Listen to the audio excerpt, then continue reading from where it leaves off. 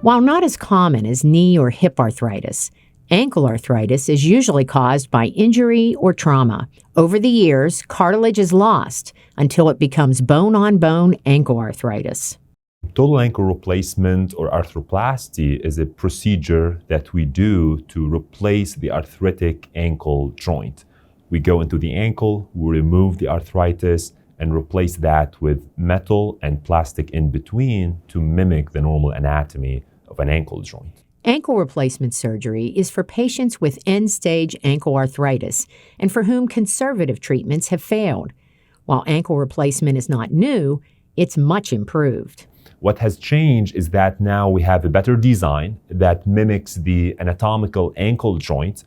We have a good match between the tibial component and the talar component. That was not the case before.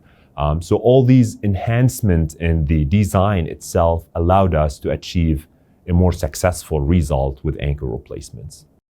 The procedure preserves motion and relieves pain, but it's not for everyone. Patients with uncontrolled diabetes, peripheral neuropathy, are heavy smokers, or have had infections in the ankle joint are not good candidates for this surgery. At WVU Medicine, our comprehensive orthopedic care team are the experts when it comes to total ankle replacement surgery.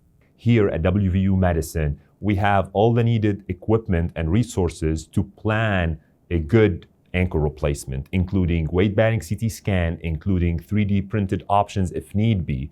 And we have the whole team in terms of regional anesthesia to give the patient a block before the surgery, the surgical team itself, and the post-operative team to take care of the patient. For the WVU Medicine Health Report, I'm Mary Ravazio Menard.